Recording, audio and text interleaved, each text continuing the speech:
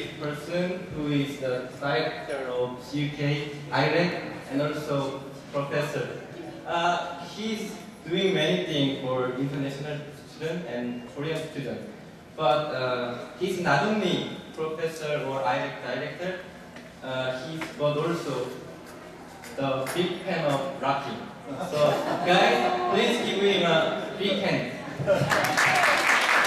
Rocks played a very big role, and I want to talk to you about that. So the end, the conclusion of my presentation will be about rocks and it will be about people. But it's been a long road that I have walked with my family to end up with a hobby, what we call rock hounding. Rock hounding means that wherever you go, you're always looking at rocks and then you pick them up and you look at them. So I'll talk to you a little bit later about that, and I also have a few examples here of different kinds of rocks that I've picked up over many years. But first of all, I need to get this guy to work. Next page, please.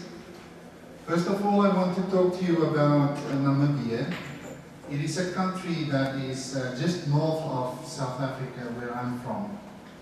And Namibia played a very big role in my life.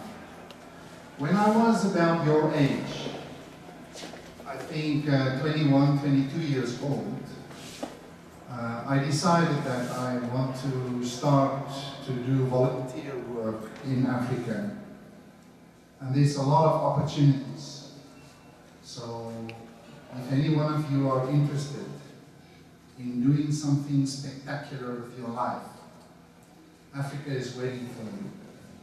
Africa is waiting. But Namibia is, as you can see, it is a dry country. Normally you would think that if you want to see something beautiful, you should either go to the beach, or you should go to mountains, or to the rainforest. But this is something different. If you really want to see the beauty of this country, you have to look carefully. And it is amazing. It is just fantastic to look at this country from a completely different perspective, Namibia. I will never forget this place. This was a turning point in my life. It was really a turning point. Dry, desert. This moment is a special moment because normally there's no water in the desert, as you can see. But this person took this picture right after a little bit of rain, and you can see this this new unbelievable gold in the middle of the desert, which is called water. Probably the most important product in the world today. Most precious in the world today is water, fresh water. Thank you very much. Next, please. And then I want to talk to you about the volunteer work that I did. I worked in the Namib Desert as a game warden. Now, a game warden is someone that is taking care of animals. And so there's a lot of amazing animals in Namibia, in Africa. But we have a lot of problems because there's people that's going there and they kill the animals for the weirdest reasons you cannot even imagine. And in this case, there's, I think, 3 animals. The first one was the black rhino, elephants and lions. And they were my responsibility. So they gave me a truck. As a 21-year-old guy, I had a 4x4 truck, a gun, and an extra tire, a lot of fuel, water, and the food was my own responsibility.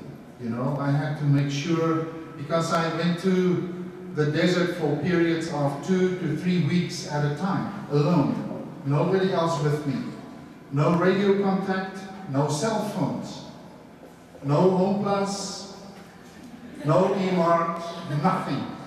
Just me and a world that looks like this. And this is, you know, this is so beautiful. Once you've seen it and once you've smelled it and you drank the water of Namibia, you will never ever forget it in your life. So I used to travel, I used to follow lions and elephants for weeks. I would get into my truck, and then once I found a group of elephants, I would just follow them. That's the only way that I could think of to protect them. It was a fantastic time in my life, but also an extremely dangerous time. Fortunately, I was very young, and I didn't realize how dangerous it was. You know, you guys, you're still not thinking of the danger of life, right? But at my age nowadays, I doubt whether I would do something like this without thinking. Anyway, I followed these animals and I learned from them so many things. I cannot even, I mean, I really need a lot of time, Professor Johan, if I want to talk about this, about all my stories. There is one story I wanted to share with you. I remember one day I followed a group of 20 elephants, only female and babies. And I followed them for about a week. They started to walk into the sand desert. There is nothing in that desert, only sand, trust me. And I was, you know, I was kind of surprised. I thought, where are they going to find water to drink? They also need water, you know, even though they're big and huge, they really need water to drink. And I remember one morning very early, I guess my camp was about 500 meters from where the elephants slept that night. And one morning very early, I woke up, and it was, there was a lot of mist coming in from the west, from the Atlantic Ocean. So it looked kind of spooky, you know. There's these shadows of massive animals standing in this cloud. And I looked at them, and suddenly I realized that the female, the oldest and biggest elephant in the group, she was digging with her feet into the sand, just like this, for no reason. To me, it looked like any other place. You know, there's really no sign that there must be water down there. So she was busy digging, and all of a sudden, water came out of the ground. A lot of water. And it was amazing to see these little elephants running to that water and jumping in just like humans, you know, like a human baby will do the same thing without thinking. Just jump into the water and play and have fun. And the adults wait for them to play and to drink water. And when they finish, they will also drink water, and then they walk off. Around 40 kilometers a day. That was the distance that they covered every day.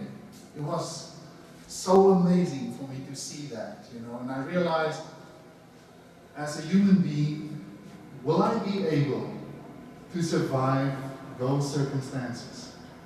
Will I be able to be a survivor like the elephants and the lions and every other animal in the Namib Desert? I don't know. But what I didn't know was that the environment will test me very soon after that. I was about, I think, about 200 kilometers from my home in the desert. and I was on my way back. I was driving on a very small dirt road, and there's no other people. You can travel for 2-3 weeks without seeing other people. You cannot imagine that. And suddenly my car stopped, my truck, the engine died. There's nothing. No power, no electricity, nothing. And I'm pretty good with engines, you know. I really love cars. So I can kind of help myself in emergency situations. But that was too much, you know. There was just nothing I could do to change the car's opinion about where we're going. So anyway, I had no radio contact, no cell phone to communicate with anyone. So I sat there for about a day. And my water reserve was going down and down. I had only about 3 or 4 liters of water left. And I realized that I can't wait here, you know. I will have to start walking back to my home, which is about 200 kilometers from there. And I was thinking about what I learned from these massive elephants. Now I am in that situation. Will I be able to walk home? Will I be able to find water to survive and food? So I had about 2 liters of water left. I put it in a container. I had a gun with me because I had to protect the animals. And I didn't realize that the time came for me now to protect myself and to maybe try and find food. Took my gun and my backpack, and I started to walk. And this was, I think, this was a really big challenge for me, trust me. Can you change to the next one? That's what it looked like, you know, when you walk alone in the desert. And you need to go in the right direction. You need to know where is north and where is south. Do you guys know where is north? Come on, guys. Any one of you? Professor Johan, where is north? Yeah. Yeah, you know, anyway. The main thing is I started to walk, and within 12 hours, I realized that I can no longer walk in the middle of the day because I will die. The sun is so fierce in the Namib desert that there is just no way that you will survive. So that night I walked. I started around 5 p.m. and I walked till the morning, around 8 o'clock in the morning. And then in the morning I started to dig a hole in the sand.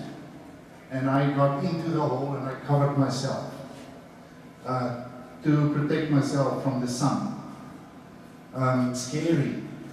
Trust me, there's all kinds of creepy crawlies coming to you while you're lying in the sand. And strange animals like lions that's hungry, you know, and hyenas that would come closer and closer to where you're lying. But anyway, I survived every day. And the next night I started to walk again. In total, I think I walked in 3 days about 80 kilometers. By that time, I was completely exhausted, completely. But there was a small, I suddenly found a small road, you know, and I decided to keep walking on that road for another day. And then that night, I saw, for the first time, I saw lights coming from the back towards me. And it is so strange. This guy driving this truck was actually my boss. Wonderful people, really wonderful people. You know, they stopped and they were so surprised to see me. Because they said, normally they travel this road once every 3 months. Imagine. You know, they were not supposed to be there at that stage. But they stopped. And when I looked into the back of their truck, I realized they were actually poaching. They were killing the animals that I was supposed to protect, my boss. That was a shock to me, but I was so tired, so exhausted. You know, I just got into the truck and they took me home. Very fortunate. But there was one thing that happened during the night. Johan, I'm running out of time, right? I have to tell you this story. I ran out of water, and I remember I had a piece of plastic ground sheet in my backpack, and I decided to, can you go on please? I decided to make a solar silk. This is a way to get water from the atmosphere if you trap it in a small area. You dig a hole in the ground like this, and then you put the plastic on top. This is the plastic sheet here. And my biggest problem was to find a rock, because I was in the desert. You know, there's no rocks, nothing, it's only sand. And that day, I think that was the first time that I realized how important rocks are in my life. When I found a piece of rock this size in the sand. I don't know, still today I was thinking, how did that rock get there, you know? And so I picked up the rock and I put it here in the middle, right there. So the plastic sheeting is coming down like this, and because of the heat during the day and in the night, the air is cooling down, the water is condensing and dripped into this little container here. And I had enough water to drink every time. Every morning I had some water to drink for the rest of the day. An amazing experience for me. And when I came back, you know, I met my wonderful wife, and we got married a few years later. And since that time, I think she knew, you know, I was I would say a nutcase. I always walked and I picked up rocks, and I would look at them and I would throw them away and look at others and, you know, try to do something with them. But it was only many years later that I realized I want to do something special with them. You know, they are hundreds of thousands of years old. And when you pick up a rock, it's kind of a responsibility that you have. Imagine this guy waited for you so many years to pick him up. So many years, you know, you're standing with this rock and you can either throw it away or you can clean it up. You understand? And you can do something with it. And that is what I did. I started to clean these rocks. We have different methods. And yeah, you can go on to the next one, please. There, I'm polishing a rock here. This is actually happening in my office right here. I'm doing this on Saturdays. Guys, on Saturdays. Not during class time. But that specific piece of rock is lying here, and that is called, it is a kind of a tiger eye rock, but it is called an iron tiger eye. It's got iron in the rock. It is so beautiful, you cannot imagine. I'll show you a little later what it looks like. Next one, please. There it is. It's fantastic. This one is coming from Africa. And it is really something special, especially if you can imagine, you know, if you can do something with it, make something, for example, a necklace, and give it to someone that is special to you. I think it's much better than giving a very expensive gift to someone. You made this with your own hands, and you saw that rock, and you started to polish it, and you did something really special. Next, please. This one kind of looks like Africa, and I made this one for Corinne as a necklace. She's wearing it from time to time. Thank you very much. Next.